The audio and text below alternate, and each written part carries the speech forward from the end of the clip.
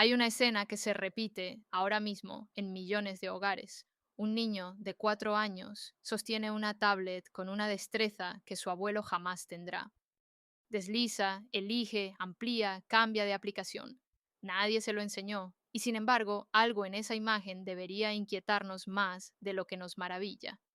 Porque ese niño se está formando dentro de una tecnología que ningún educador de la historia diseñó, previó, ni pudo imaginar.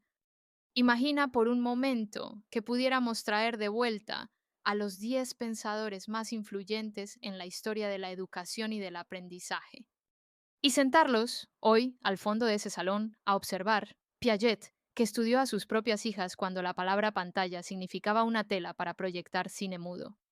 Vygotsky, que murió antes de que existiera siquiera el teléfono de disco.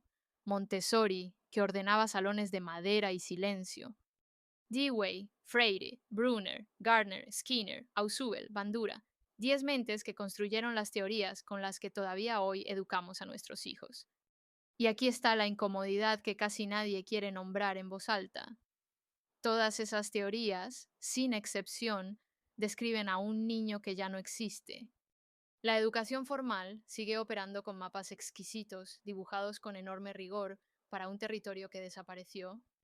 El niño de Piaget tardaba años en alcanzar el pensamiento abstracto. El niño de hoy, a los 9, le explica a una inteligencia artificial cómo hacer mejor su propia tarea. No es que los teóricos se equivocaran. Sus ideas son espléndidas, siguen siendo ciertas.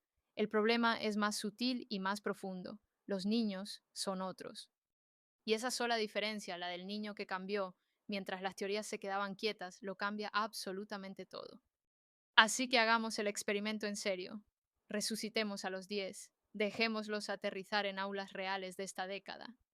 Que observen 3 días, que adapten sus ideas 3 días y que al final propongan, con una sola pregunta, guiándolos a todos. ¿Qué haría cada uno de ellos con toda su genialidad intacta frente a una generación que aprende, se distrae y se construye dentro de una pantalla que nunca deja de moverse?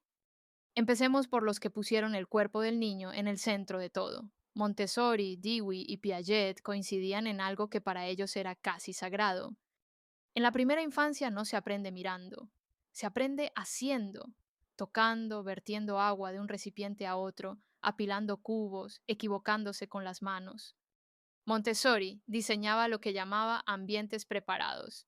Cada objeto en la sala existía por una razón, para provocar un descubrimiento exacto. Nada, absolutamente nada, estaba ahí por azar. Ahora imagina a Montessori, con su bata y su mirada clínica, observando un feed infinito por primera vez. Reconocería, con un escalofrío, que también es un ambiente preparado, diseñado con una precisión quirúrgica calculada al milisegundo. Pero notaría la diferencia decisiva. Su ambiente estaba preparado para desarrollar al niño. Este está preparado para retenerlo. No es lo mismo, es casi lo contrario. Dewey lo diría con otras palabras.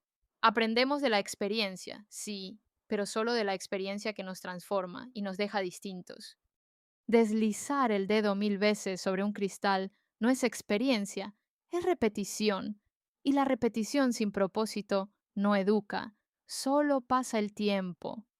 El error, dirían los tres, no es la pantalla en sí. El error es confundir movimiento con actividad y confundir el estímulo constante con verdadero aprendizaje.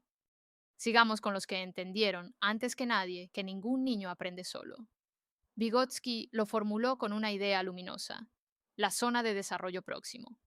Un niño puede llegar mucho más lejos de lo que llegaría solo si a su lado hay alguien que sabe apenas un poco más y lo acompaña.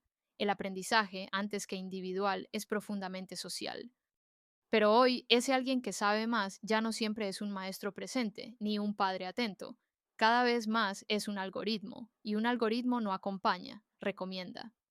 La diferencia parece pequeña, pero es un abismo. El maestro te lleva hacia donde todavía no puedes ir. El algoritmo te lleva hacia donde ya estabas, una y otra vez. Y junto a Vygotsky se sentaría Bandura, el teórico del aprendizaje por observación. Los niños, demostró, aprenden imitando modelos, copiando a quienes admiran. Su pregunta para nuestra época sería brutal en su sencillez. ¿A quién está imitando tu hijo justo ahora, cuando cree que nadie lo está mirando, porque el modelo ya no es el vecino, ni la maestra, ni el hermano mayor. Con demasiada frecuencia es un desconocido en una pantalla, alguien optimizado, con recursos enormes para capturar su atención, no para formar su carácter, y el niño no distingue todavía la diferencia. Pasemos a los arquitectos de la mente. Brunner insistía en algo que la tecnología parece haber decidido borrar: el valor del esfuerzo, del descubrimiento guiado. Aprender cuesta, y ese costo no es una falla del sistema, es el mecanismo mismo. Brunner hablaba de andamiaje, un apoyo que se retira poco a poco, para que un día el niño sostenga solo la construcción que antes no podía. La meta del andamio es desaparecer. Pero la respuesta instantánea rompe justamente eso. Cuando cualquier duda se resuelve en un toque, desaparece la fricción productiva, el forcejeo donde de verdad se aprende. Ausubel lo completaría con precisión. El aprendizaje solo es significativo cuando lo nuevo se ancla en lo que el niño ya sabe. Sin ese anclaje, la información entra y resbala. Y buena parte de lo que consume un niño hoy son fragmentos de 15 segundos, sin raíz, sin continuidad, sin conexión entre uno y el siguiente. Datos que entran, brillan un instante y se evaporan sin dejar huella. Mucha información, poquísimo conocimiento. No es lo mismo saber que haber visto. Gardner, sin embargo, traería un matiz esperanzador a la sala. Su teoría de las inteligencias múltiples nos recordó que no existe una sola forma de ser inteligente. Hay una inteligencia musical, una espacial, una corporal, una interpersonal. La escuela tradicional, obsesionada con dos o tres, se las negó a generaciones enteras. Y la tecnología, bien usada, podría por fin honrar esa diversidad, dar al niño que piensa con las manos o con el sonido caminos que el aula jamás le abrió. El problema es que casi toda la pantalla actual empuja hacia una sola dirección, la del consumo rápido y pasivo, muchas mentes distintas, un solo molde para todas. Y llegamos al más incómodo de los 10, Skinner, el conductista, el que estudió, con una frialdad legendaria, cómo el refuerzo moldea la conducta de un ser vivo. Skinner no se sorprendería ni un segundo. Reconocería el feed al instante, porque el feed es, literalmente, su laboratorio llevado a una escala que él nunca soñó. El refuerzo variable, esa recompensa impredecible, que mantiene a la paloma picoteando y al jugador frente a la máquina tragamonedas, es el motor exacto de cada deslizamiento hacia abajo. No sabes qué vendrá en el siguiente video. A veces es aburrido, a veces es fascinante, y esa incertidumbre, Skinner lo probó, es lo más adictivo que existe. La diferencia no está en la técnica, está en el propósito. Skinner soñaba con usar el refuerzo para enseñar, para acelerar el aprendizaje. La industria lo usa para retener. La misma ley invertida en su intención.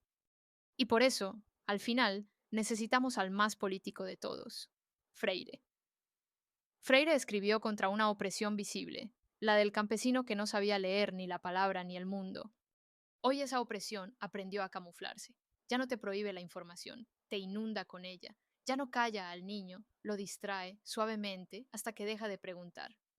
Freire llamaba educación bancaria a aquella que deposita datos en una mente pasiva, como quien llena una cuenta vacía. El feed es la educación bancaria perfeccionada, sin maestro, sin límite y sin que el niño note que solo está recibiendo. Su antídoto seguiría siendo exactamente el mismo que hace medio siglo: conciencia crítica. Enseñar al niño no solo a usar la pantalla, sino a leerla, a preguntarle a cada video, a cada recomendación, a cada aplicación: ¿quién te hizo? ¿Para qué me buscas? ¿Qué ganas tú con mi atención? Eso es leer el mundo. Y entonces, cuando los 10 ya observaron sus 3 días, ocurre algo notable, algo que casi nadie espera. No se contradicen entre ellos, se completan. Ninguno de los 10 diría: apaguen todo, tiren los dispositivos, volvamos al pasado, porque ninguno de ellos fue jamás un nostálgico. Todos fueron, en su tiempo, radicales de la innovación. Montessori usó materiales que escandalizaron a las escuelas de su época. Dewey convirtió el aula en un taller vivo. Freire llevó la alfabetización a donde el poder no quería que llegara. A ninguno le temía a la herramienta nueva. Le temían todos a una sola cosa: a la herramienta sin criterio, a la técnica poderosa sin un adulto presente que la convierta en encuentro en lugar de en abandono. Y exactamente esa, es la tesis de la tecnoeducación temprana. No se trata de elegir entre los clásicos y la tecnología, se trata de leer la tecnología a través de los clásicos. Usar a Montessori para preguntar si este ambiente digital desarrolla al niño o solo lo retiene. Usar a Vygotsky para no dejarlo jamás solo frente a la máquina. Usar a Brunner y a Ausubel para exigir esfuerzo y sentido, no respuestas instantáneas. Usar a Skinner para reconocer a tiempo cuando nos está manipulando. Y usar a Freire para enseñarle al niño a leer el mundo que se esconde detrás de la pantalla. Los 10 juntos no son un museo, son una brújula. Porque la pregunta al final nunca fue cuántas horas de pantalla. Esa es la pregunta fácil, la del cronómetro. La pregunta real es otra y es más difícil. ¿Con qué intención se usa? ¿Con qué calidad de contenido? Y sobre todo, ¿con qué adulto al lado? La misma pantalla que aísla, acompañada, puede volverse encuentro. La misma tecnología que distrae, guiada con criterio, puede volverse desarrollo. La herramienta no es buena ni mala, es la ausencia de un adulto lo que la vuelve peligrosa. Y todo esto importa mucho más temprano de lo que solemos creer, porque es en los primeros años cuando el cerebro decide, casi para siempre, qué merece su atención y qué merece su esfuerzo. Un niño acostumbrado desde chico solo a la recompensa instantánea tendrá que remar contra su propia biología para tolerar, después, el esfuerzo lento de aprender de verdad. Por eso no basta con formar niños que sepan usar la tecnología. Eso de hecho lo aprenden solos, casi sin ayuda. El desafío es más profundo. Se trata de formar niños a los que la tecnología no pueda usar a ellos, niños que dirijan la herramienta, en lugar de ser dirigidos por ella. Los 10 teóricos no fracasaron, simplemente escribieron con genialidad la primera mitad del mapa, la mitad del niño que aprendía en un mundo de objetos y de personas. La segunda mitad, la del niño que ahora crece dentro de una pantalla, no está en sus libros, no podía estarlo. Esa mitad nos toca escribirla a nosotros. Todo esto, los 10 teóricos aterrizando en el aula de hoy y un método concreto para acompañar a un niño en esta era, está desarrollado capítulo a capítulo en el libro Tecnoeducación Temprana. Si quieres profundizar en esta mirada, leída a través de los grandes pedagogos, el enlace para conseguirlo está en el comentario fijado. Y quedémonos, para terminar, con la única pregunta que ninguno de los 10 habría respondido jamás con una moraleja fácil. Cuando tu hijo mira una pantalla, en ese instante callado, ¿quién está educando a quién?